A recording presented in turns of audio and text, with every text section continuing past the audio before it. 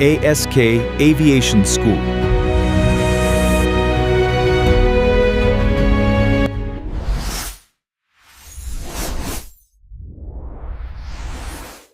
Good morning, ladies and gentlemen. I welcome all of you once again on my channel, and thanks for supporting me. So today we are going to talk about an instrument which is there inside the aircraft, which measures the temperature. What kind of a temperature? The outside air temperature. So first of all, why do we need to measure the temperature of the air? So primarily, so whenever we fly, you might have flown multiple times, okay, wherein you might have encountered some clouds, etc. Wherein when we go inside the clouds, okay, there is a possibility of icing. So this icing on the aircraft, okay, will depend on the ambient temperature, that is the outside air temperature. And also engine performance depends upon the temperature, pressure, and the density. So primarily it depends upon the density, but as we have learned earlier, that whenever the temperature is higher, the density of the air is gonna go down, right? So therefore, if the density of the air goes down, both your performance of the engine as well as the performance of the airframe will degrade. So higher temperature, performance of the engine is bad. Okay, similarly, at higher temperature, the performance of your airframe is also going to be bad. Whenever we fly, we refer to an instrument, what we call it as a altimeter. As we have learned earlier, the altimeter, okay, while determining it determines only the pressure, right? So the pressure, the atmospheric pressure also depends upon the temperature.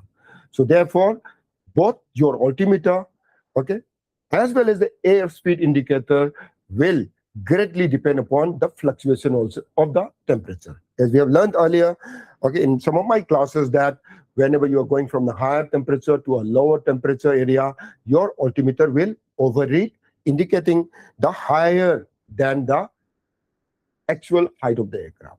So that is what we need to understand about the temperature. So now let's have a look at the airframe icing of the aircraft. Okay, because of the icing, the aerofoil, the shape of the aerofoil, which primarily produce the lift of an aircraft, may change because of the ice accumulation onto the wings, right? If the wings have got the ice accumulation on top surface or leading edge, mostly the icing is done there on the leading edge surfaces, the entire shape of the aerofoil is going to change. So the characteristic of the aircraft in terms of producing the lift and the drag, etc., will change. Okay, there will be a tremendous amount of drag. And also, if there is icing on the fuselage, and the fuselage is a large structure which is there inside the aircraft, so the aircraft weight of the aircraft may also tremendously increase if we have got the icing. If the weight of the aircraft is increased, I will have more power or the more thrust to maintain the same flight level. Therefore, if I am already flying at a higher altitude, it happens. Okay, and for those aircraft like the propeller turboprop aircraft, wherein they generally fly at around 15,000 feet and all, that is the worst environment as far as the weather phenomena is concerned. So when they're flying in this kind of environment, whenever there is an icing, there may not be sufficient amount of power to sustain the same flight level. So it is very important for us to understand this thing. Engine air intakes, and in the engine, if there is an icing in engine, the ice may break apart and may damage the moving parts of the engine. Also, if you are going to be flying the aircraft which is fuel through a carburetor, there may be icing onto the carburetor. Okay, so that fuel supply may totally cut off if there is any icing, and your engine may shut down in the mid. So that is why it is very important. And also on the control surfaces, if you talk about the aircraft control surfaces like the elevator, the rudder, and the aileron, etc., they move through a hinge probably. Am I right? So if there is icing, the movement of these control surfaces may jam. So therefore, at extreme cases, you may not be able to control the direction of the aircraft, or you may not be able to control the aircraft as a whole. So therefore, it is very, very important for us to understand the outside air temperature. So we are going to be learning those temperature measuring devices which we use in the aircraft. Earlier, you might have learned, okay, or in home, you all have an electric iron, okay, right? Most of you have an electric iron, and you have seen that in that electric iron, there is a dial just below the handle to set the temperature. That is what we call it as a thermostat. How does it work? It works on the basic principle of the coefficient of expansion of two metals. Okay, so that is what we use. The same thing was used earlier in the aircraft, wherein we use something known as a bimetallic strip. So let's see what a bimetallic strip is and how that thing works. So you have two different metals, that is, they have a different expansion as we hit them. So for example, I have a brass on top and the in bar, which is at the bottom. Brass, the specific expansion is much greater as compared to the in bar, which is a metal. So they are fused together. So at the normal standard temperature, they will remain like a straight line like this. So as the heat is applied, because of the very fact that the brass is going to expand more than the in bar, this particular bar, which was originally straight, will start bending. So now, how does it work in your thermostat is that when the temperature is right enough, it will have the contact like this. Okay, this is a contact here. When the temperature rises, okay, let us say that on the top is the brass and on the bottom it is the in bar. Because of the heating, excessive heating, what is going to happen? The rod will bend and the contact between the electric is lost. So therefore, it cuts off for some time, and also your iron again cools down. When it cools down, this is going to straighten up. We'll keep in touch with the contact till the time it's hot enough, then it will bend like this. So this is how your electric iron or most of the thermostat works. So therefore, in an aircraft, we are going to use the same principle in the aircraft. In the olden days, we used to it, but instead of a flat bar, we are going to use a coil, what we call it as a helix. This is what we call it as a helix. We are going to use the coil like this. So as the two different metals expand differently, the coil is going to rotate like this or like this whenever the temperature is changed because of the different rate of expansion. This turning of this coil, if we connect through a pointer, what is going to happen? I can drive a needle which is now calibrated to measure the outside air temperature. So now the disadvantage of this system is it is a primitive system. In order to measure the temperature, what we need to do is do that. This is a probe and this is the indicator. This probe has to sense the outside air temperature. So therefore, the probe must protrude out of the aircraft, and whereas the dial has to be there inside the aircraft. So I might have to puncture the windscreen to fit onto this thermometer. So in front of the windscreen, it is there. I can see it. Or you might have to puncture the fuselage to make this probe go outside. So therefore, in this modern aircraft, which is highly pressurized, it is not suitable. That is one disadvantage. The second disadvantage is that I cannot have a remote indicator. I put a probe somewhere else and read the instrument, whatever the readings onto the cockpit, I cannot do it. Because of these two major disadvantages, what we have developed is what we call it as a total air temperature probe.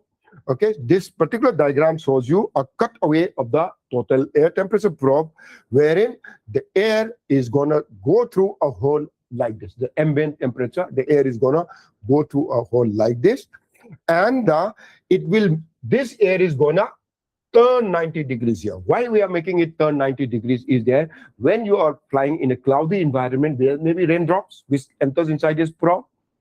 Yes, there will be water particles which is going to be entering inside this probe.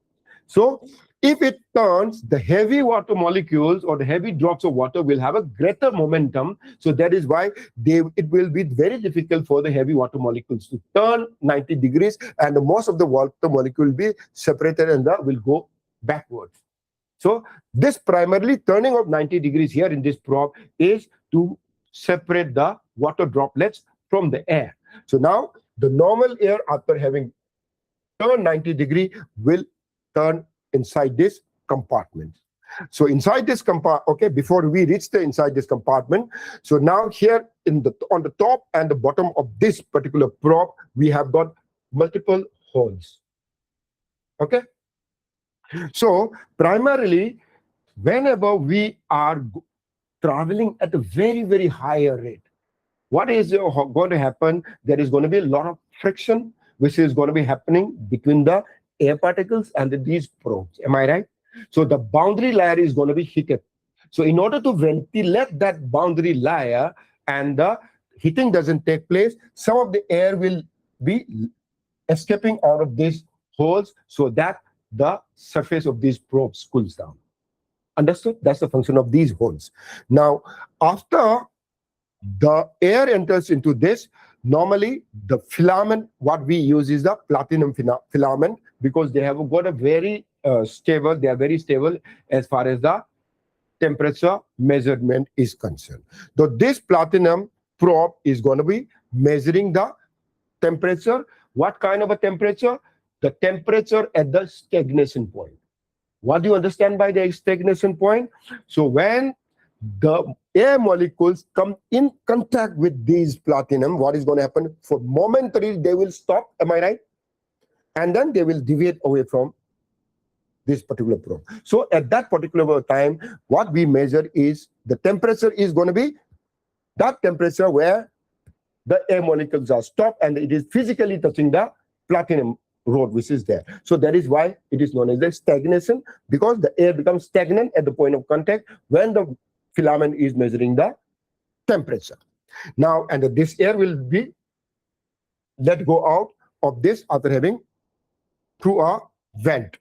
So now I am measuring the air temperature, but what if this probe is going to be attached in the aircraft fuselage which is outside? So if you are flying through a cloud or an icy kind of a situation, what can happen? The icing may occur or may happen in that particular probe which is being protruding out of the aircraft. If there are ice accretion onto this, then there will be no air which is going inside and I cannot measure the temperature. So therefore, how can I avoid formation of the ice onto this particular system? Then I need the heating rod again. Inside, I have to heat this up. So then my whole purpose, what is the whole purpose of measuring the temperature? I'm going to heating in one place so that the ice doesn't form it.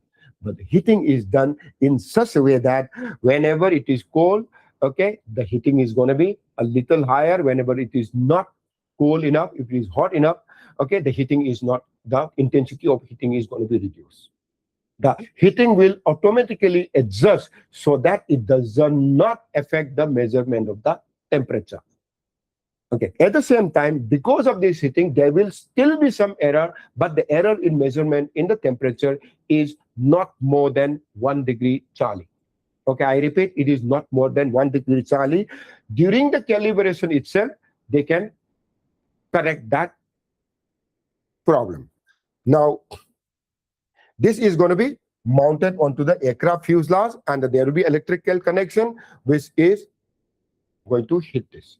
So this is how the temperature measuring equipment works inside the aircraft.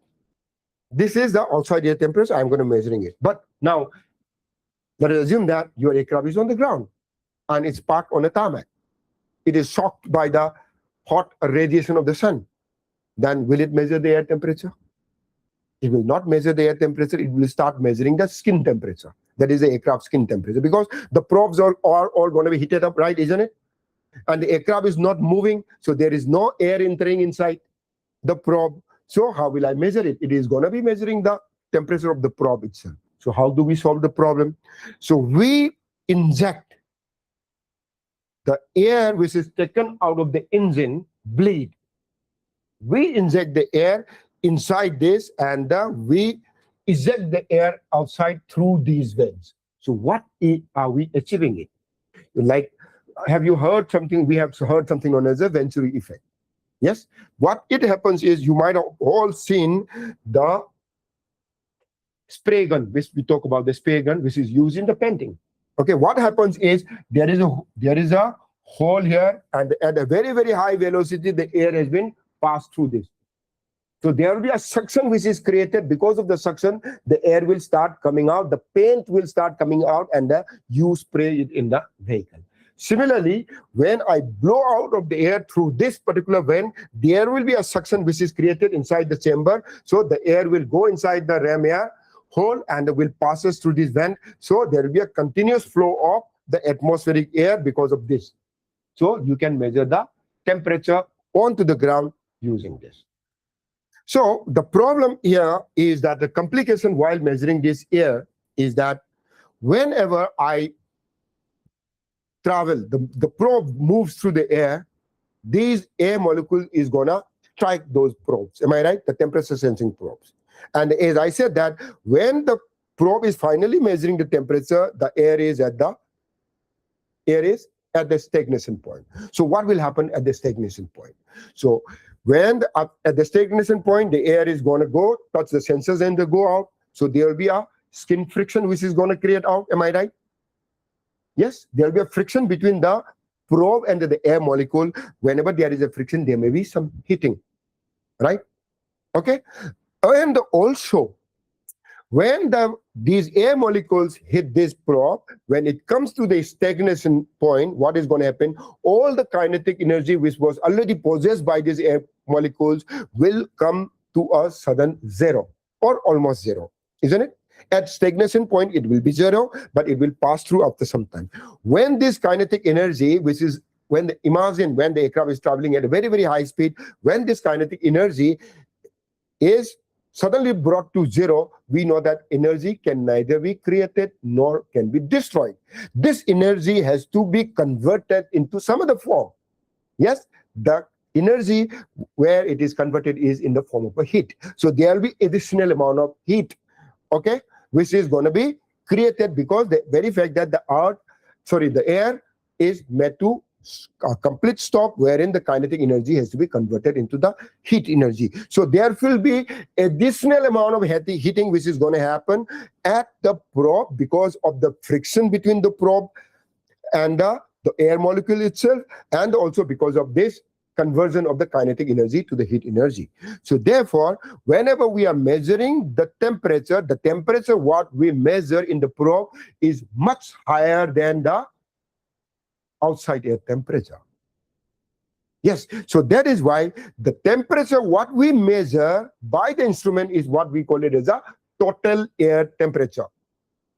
I wanted to measure the outside air temperature, but I am measuring the total air temperature. Then how do we resolve the problem? We need to find out the method to resolve this problem. So as I explained earlier, okay, there will be kinetic heating. Heating impacts the direct reading of the thermometer. At high speeds, millions of air molecules impact the flat surfaces of the probe. Every second, this relentless collision generates direct temperature rise through the surface friction. The second, as I told you, then adiabatic heating. What adiabatic heating is? The adiabatic heating, the primary factor in the remote reading probes, energy conversion is not because of the friction. The measured contribution is because of this. Okay, outside airflow traveling at hundreds of knots is brought virtually to the rest inside the measurement chamber. So the pressure energy of the moving air is violently converted to the heat energy. So therefore, there is a tremendous rise of temperature. So what we are actually measuring is this temperature. Okay, I want to measure the outside air temperature, but measuring the total air temperature, which is the sum of these two plus the actual outside air temperature. So now this is how it is going to look like. This is the temperature on the y-axis. On the x-axis is the speed. As the speed of the air increases, both the error what we have discussed, that is because of the friction between the air molecules and the probe itself, will also increase. At the same time, the kinetic energy of the air molecules were pretty high. When it is come to almost zero velocity, there will be a lot of heat conversion which is going to take place. So therefore, this particular temperature, what we measure, the total air temperature, will keep increasing because of the error as I keep increasing the speed. And this is the constant static air temperature which is there in the atmosphere. The line which is in the yellow is the ambient air. Ambient air is constant for that particular region. Am I right? I want to measure it, but because of these errors, the total air temperature will keep increasing. So SAT, what we say is the outside air temperature in aviation term. Okay, when we are talking about this temperature measurement is known as the static air temperature. Okay, also known as the corrected outside air temperature, which is abbreviated as COAT code. The actual temperature of the undisturbed air, which is the yellow line which I'm talking about, the total air temperature, which is known as the indicated outside air temperature. Why? Basically, this has been measured and this is indicated on my system. So this is what we call it as a total air temperature. Okay. And the RAM air temperature is the actual temperature measured by the imperfect gauge. Okay. What is this RAM air temperature? I want to measure the outside air temperature. Thermodynamically, I know that there is going to be heating because of the friction. And I also know that there will be an adiabatic increase because of the conversion of kinetic energy into the heat. So therefore, the sum total of the outside air temperature plus the adiabatic and plus the frictional heating, all of them combined together, aerodynamically, I can find out that is what we call it as a total air temperature. However, every instrument, what we use, has got its own inherent mechanical imperfection, because of which I will not be able to measure the correct temperature, that is the TAT.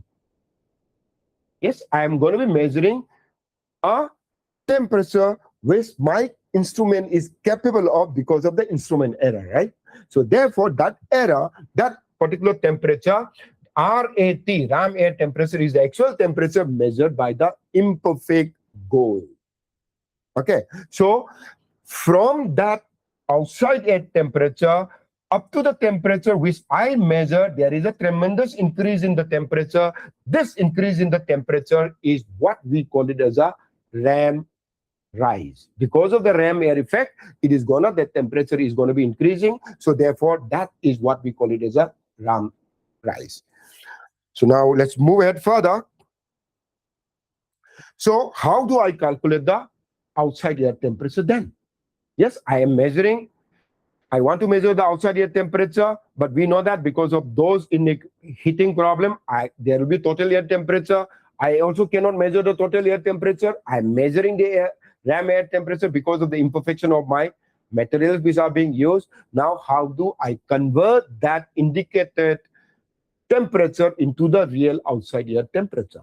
For that, okay, we have got, I will give you a numerical example. Let us say that the aircraft flies at the actual outside air temperature, which is -60.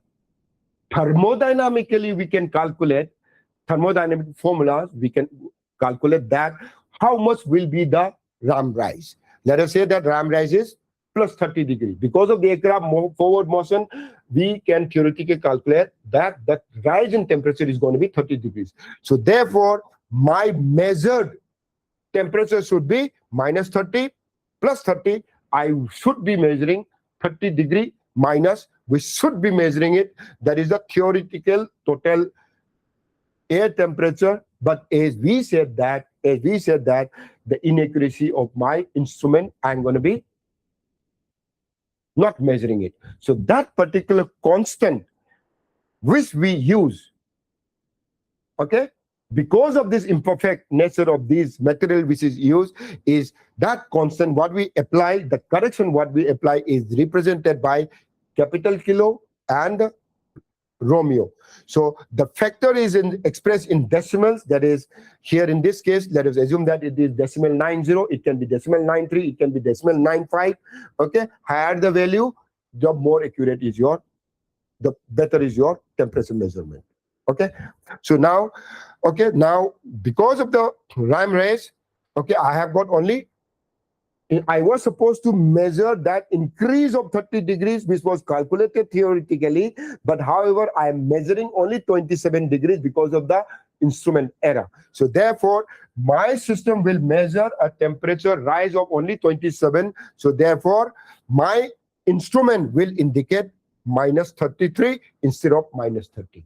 This is what we call it as RAM rise, the theory part of it. How do you use it physically to calculate? I will show you. There are two methods to solve this problem. That is very quick calculation for mental mathematics. Whenever you are already in the air, you want to calculate the actual outside air temperature. The formula, what we are going to be using is this. Okay, now kindly note it down. If you want, the ram rate is equal to TAS through airspeed upon 100 whole square. So that means to say that, for example, if an aircraft is traveling at 200 knots and the ram rise is going to be 200 divided by 100, which is equal to 2, 2 square is equal to 4. So therefore, if my aircraft instrument is measuring, let us say that 0 degrees, instrument is measuring 0 degrees, that 0 degrees including this ram rise. So therefore, I need to subtract this 4 degrees. So the actual outside air temperature would be the indicated temperature minus the ram rise, that is minus 4 degrees. So actual temperature will be minus 4. Similarly, if your aircraft is flying at 300 knots, the ram rise is going to be 300 divided by 100, which is equal to 3, 3 square, which is equal to 9. Again, once again, if your aircraft is indicating a temperature of 9 degrees Charlie, it includes this ram rise. So in order to find out the outside air temperature, I need to subtract this 9 degrees, and the 9 minus 9 is equal to 0. Your actually aircraft is flying at a 0 degree, but whereas your instrument is indicating 9 degree positive. So this is the quick method of calculation. Another method of calculation is accurate, which is used by the computer, is that SAT is equal to TAT, that is what we have measured, divided by 1 plus 0.2 into KR and the into M square. What is KR? KR is what we call it as a recovery factor. Every material which is used inside the aircraft measuring equipment will have this recovery factor. This is how much it can measure accurately. This will be given in your flight manual. So if you know this value, okay, and this where M is the Mach number. If you're flying at a particular Mach number, this is the Mach number. So using this formula, you can measure, if let us say that this is the TAT, which is able to measure 1 plus 0.02 multiplied by KR into M square will give you the SAT. So we will have a look. Okay, now, in order to use this formula, this TAT and the SAT, okay, we are used to measuring this temperature in terms of degrees Celsius, right? Am I right? The problem with the degree Celsius is the moment the air becomes 0 degree Charlie, all the numbers will be in negatives, right? So it is pretty difficult to handle these difficult numbers. So instead of using the temperature measurement in terms of degree Celsius, we will use the absolute, what is Kelvin? Am I right? Absolute. So therefore, its base starts at 0 degree, which is equivalent to minus 273 degree Charlie. So if it is an absolute 0, there cannot be any negative value. All the temperature which is measured going to be measured by our equipment. It is all going to be in positive terms. Am I right? So when I say that SAT and the TAT formula in the previous one, the temperature will be expressed in terms of absolute degrees and not in degree Celsius. That is in Kelvin. So now let us say that if my aircraft is flying with a Mach number of decimal 3 and the TAT which is measured is 20 degree Charlie, that is minus, okay, which is equivalent to, I need to convert that measured degree Charlie into absolute value, that is 253. And with a recovery factor of 0.98, I can find out what is the SAT.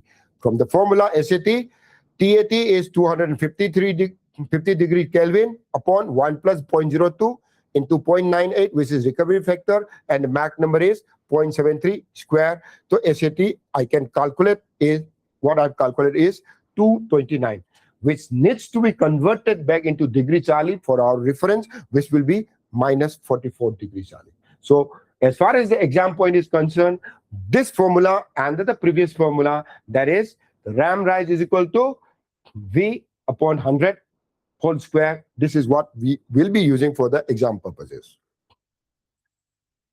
So with this, I have finished the theory of measurement of temperature. Normally in the examination, the theory part is not generally asked. What they are going to be asking is, he will give you a value of SAT or the TAT. Okay, your duty is to calculate the ram rise. Or if he gives you TAT, how to calculate the SAT. And if he gives you a SAT and the speed, how to calculate the TAT. Interconversion between the SAT, TAT and the calculation of ram rise is what is being asked in the examination.